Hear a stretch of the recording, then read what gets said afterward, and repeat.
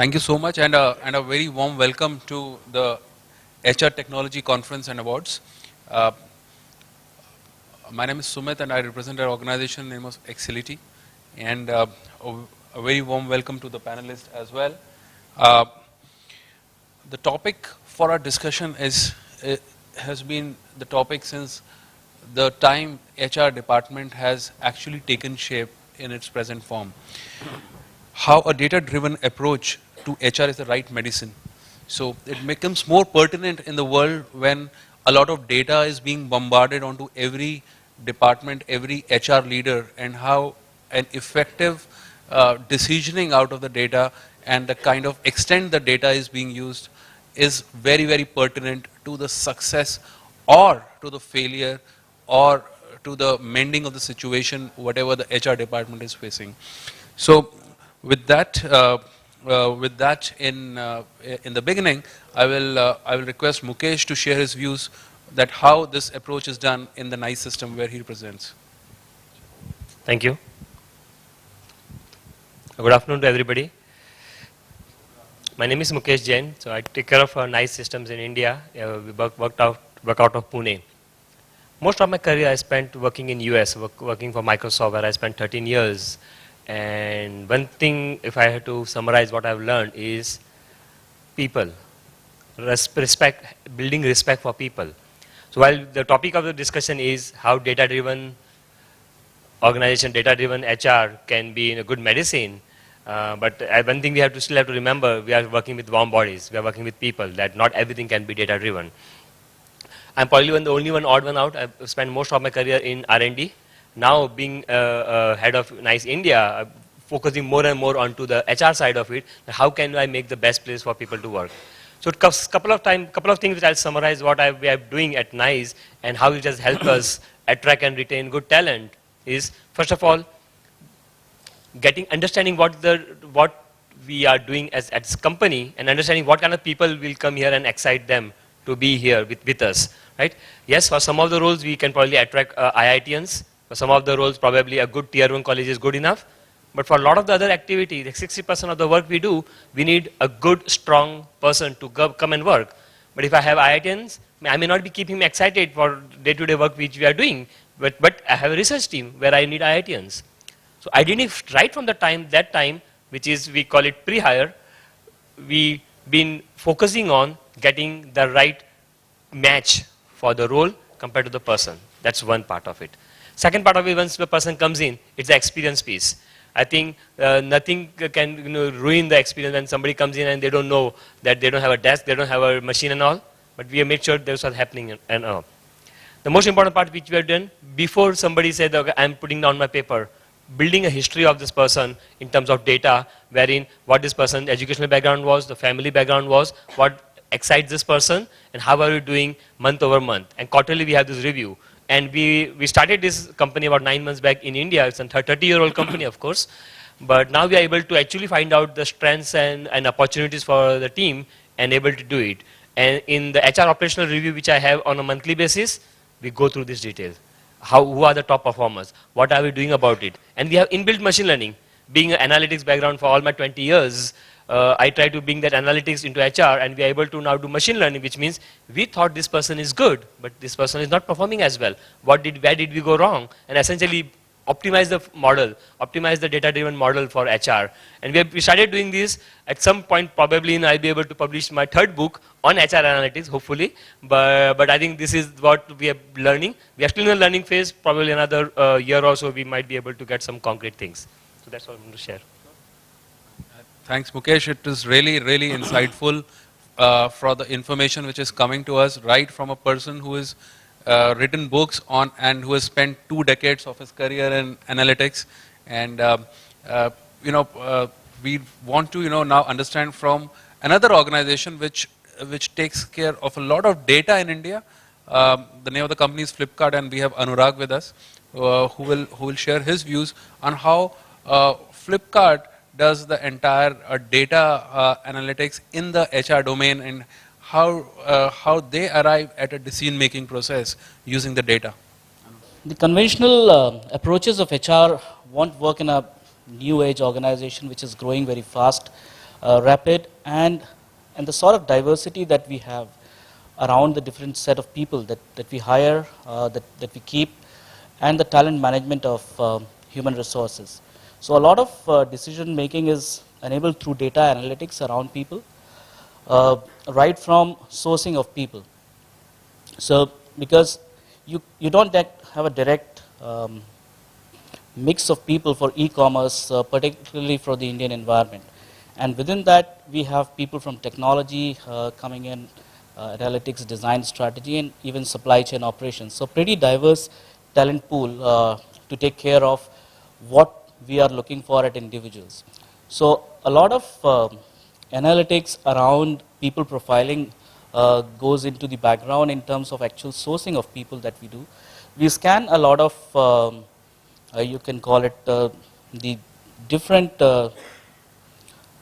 portals as well, not only the job portals, but some of the discussion forums wherein the tech analytics folks interact across in terms of getting more deeper insight about the passion areas, the areas where the individual want to work across. So even before we source across or headhunt the right person, we have some enough of background about the individual, whether he or she would be a right fit. It's not about the competence and the expertise that it brings in, plus also the passion that individual carries to work across in a fast-growing organization which has just crossed over from to a startup environment to a high-growth sort of workforce. When people are in within the organization, then also the company goes through a lot of changes. That's how the industry is, and it's important for people to move around in different roles. One role monotony may not take to people in terms of the best of their performance and also their aspirations. So we believe in moving people around. Do we do it very scientifically or adopt any design principles on it? The answer at this moment is no, but we are working towards it. And here also we use a lot of data points in terms of how the individual has been performing, how his peers are looking at him, and all those data points are recorded either through different forms that we take feedback during the 360 or the diary of events wherein the individuals particularly touch points with the cross-functional teams are recorded, and basis that a good amount of time goes into analyzing where the strengths of the individual lies.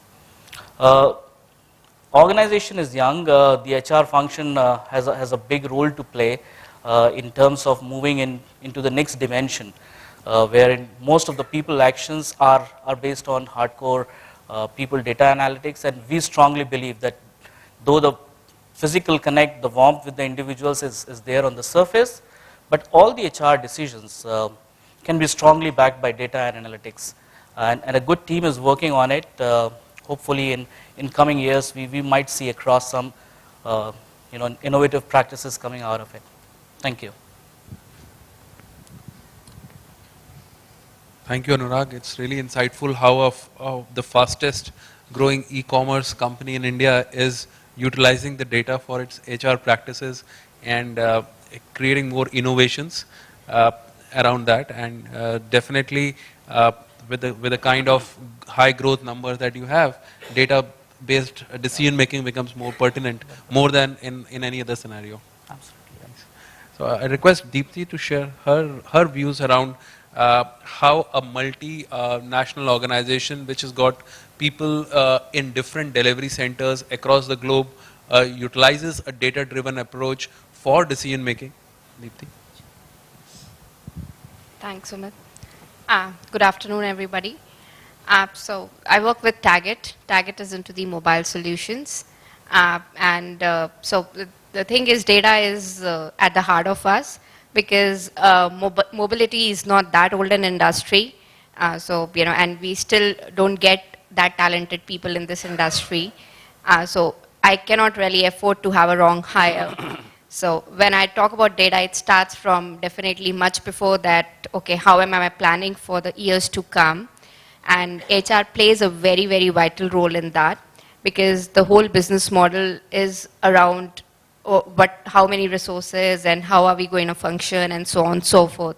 So we do have a plan in place and we work according to that. So that starts from your manpower planning, budgeting, forecasting, then resource allocation, what will be my return on investment. So all those aspects, so that's why that's quite a data-driven kind of an approach what we follow when we are starting with the hiring aspect itself. Secondly, the second aspect to it is the HR aspect. Okay, so this is definitely from the organizational perspective, we have to be number-minded. We do that from the HR side. But when it comes to human resources as a function, so we are not that big a company, though we have offices across locations. So we have a spread out across locations, and we have to be sensitive to those situations here. So I am a firm believer that definitely at the end of the day, a pat on the back works much more than a $500 extra in my salary on a monthly basis. So that's my individual opinion as an HR professional. But when it comes to HR data-driven approach, we do have a standard model of recruitment, what we follow. We have a proper skill set criteria.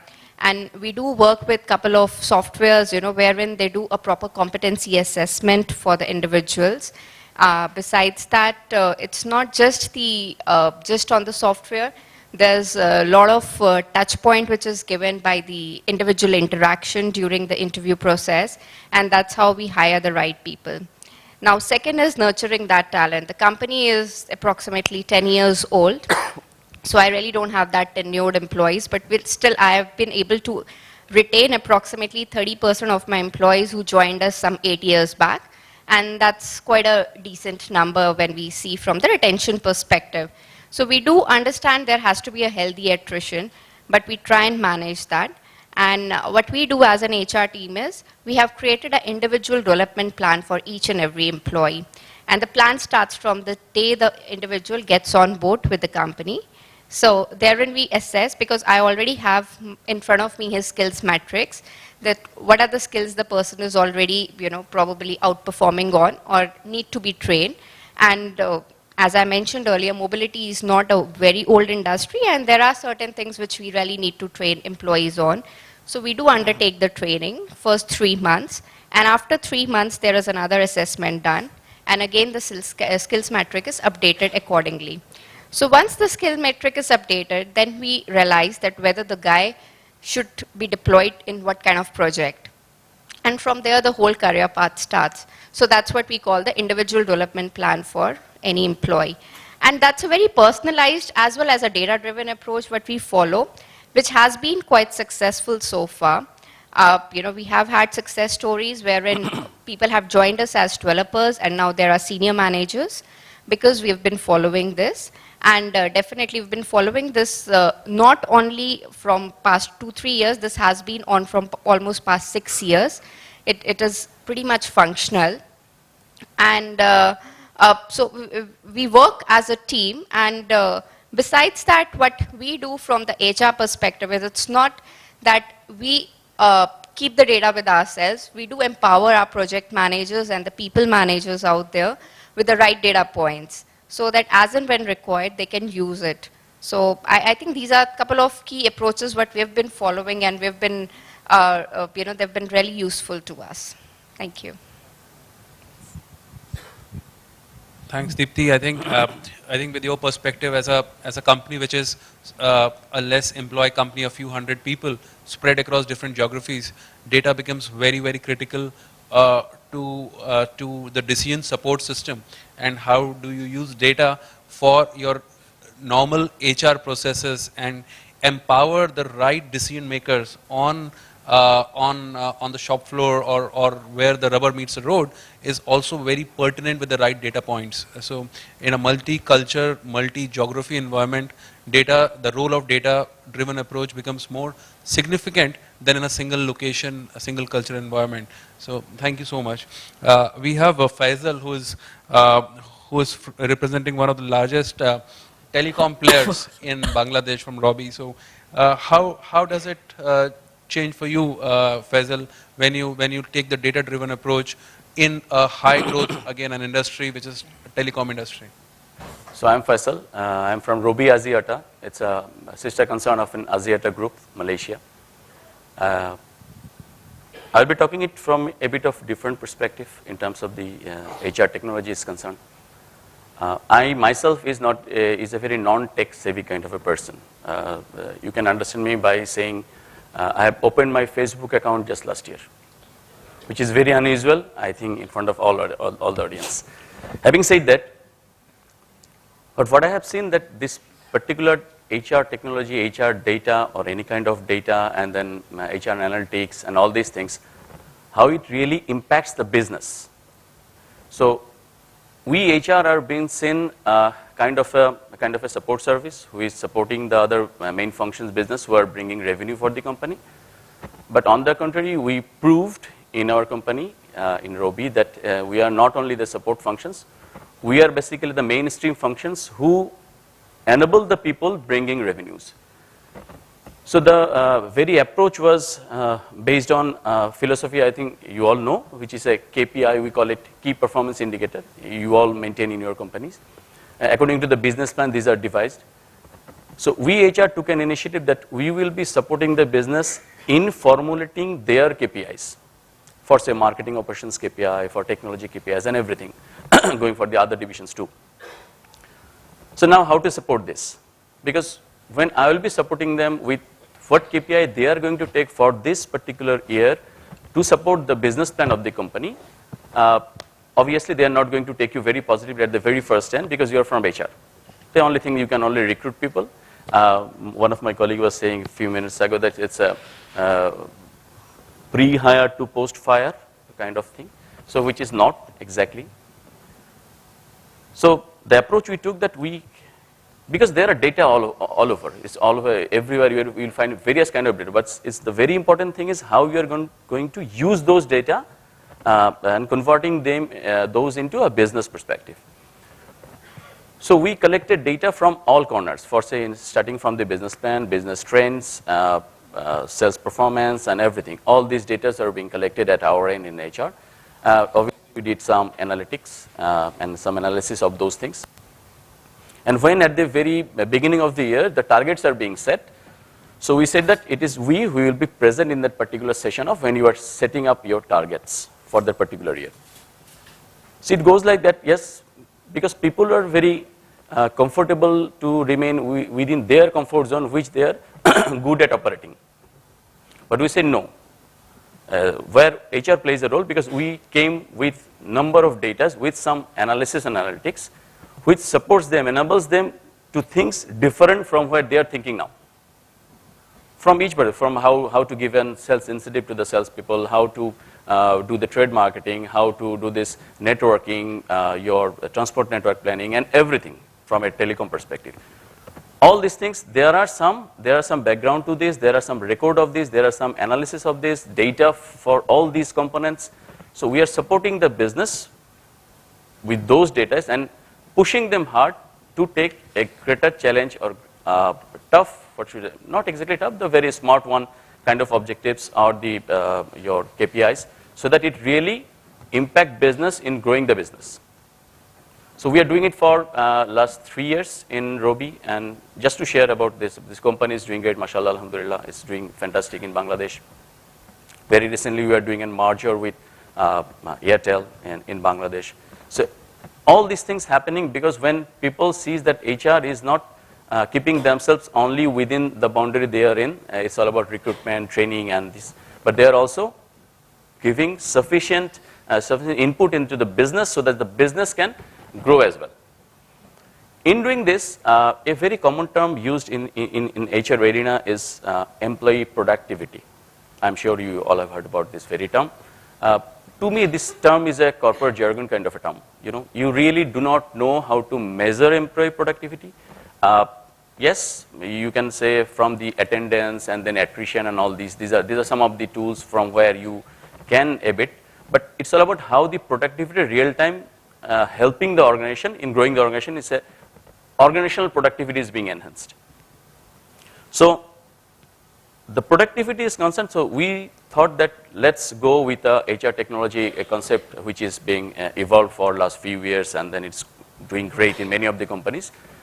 Let's do something kind of mobile app kind of thing, which all the employees will be using, sitting anywhere in this world, from any places. They can see any of the data of the company, any of the progress of the company, their leave balances, their attrition rate, their attendance, their key performance indicators, the company progression, everything they can see from that very particular mobile app.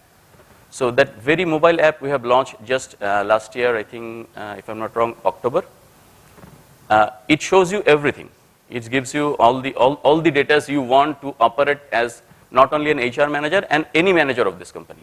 You can be a marketing manager, you can be a technology manager, whatever the manager you are. But you are equipped with all the informations which you need to do your things, to do your part at your best. So this is very two thing I know. This being an HR. Let me add one thing. We are also going a bit commercial.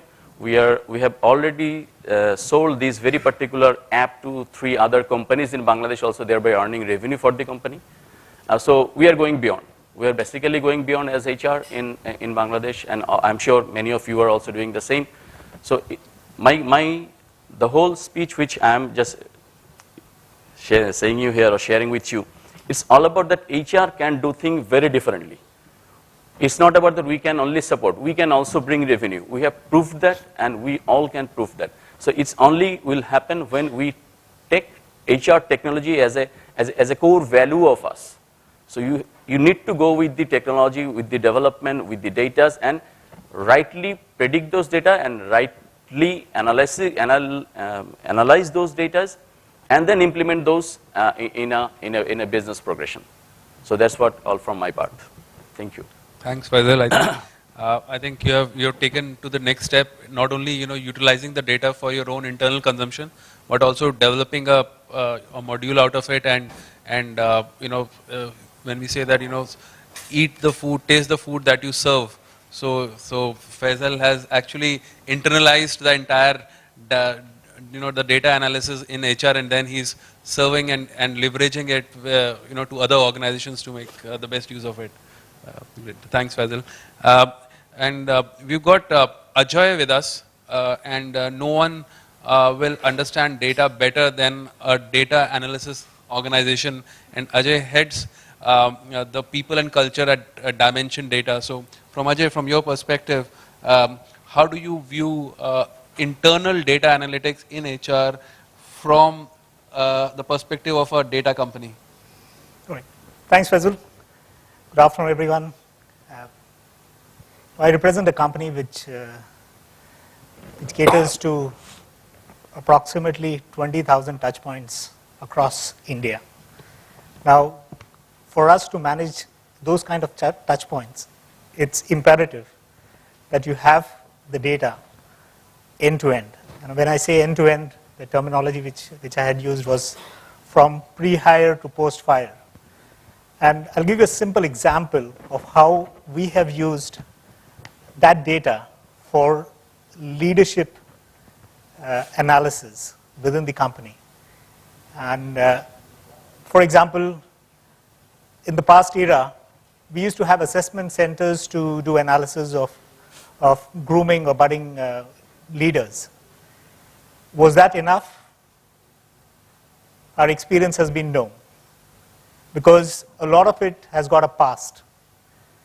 While assessment center might assess you for your current attributes, it's equally important to go back into the past as to what the individual has done in order to address whether the future leader of the organization, does he really have the potential to lead the organization into the next orbit.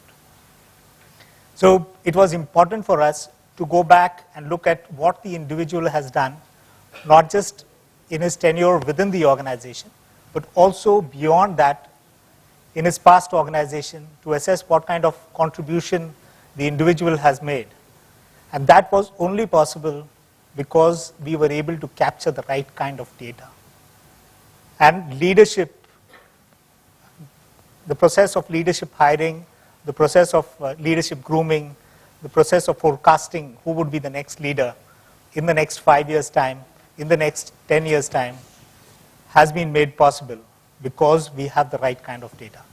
So that's just a small example, because we've gone to the extent of assessing what has been the contribution in terms of, in his past organization, what kind of revenue has the person brought in, what kind of past, how many people has he actually managed, what kind of new initiatives that the person has taken. And unless and until you have data backing all of this, you will not be able to make the right kind of decision. And that, from our perspective, is extremely important, because most of the organizations today find that there is dearth of leadership.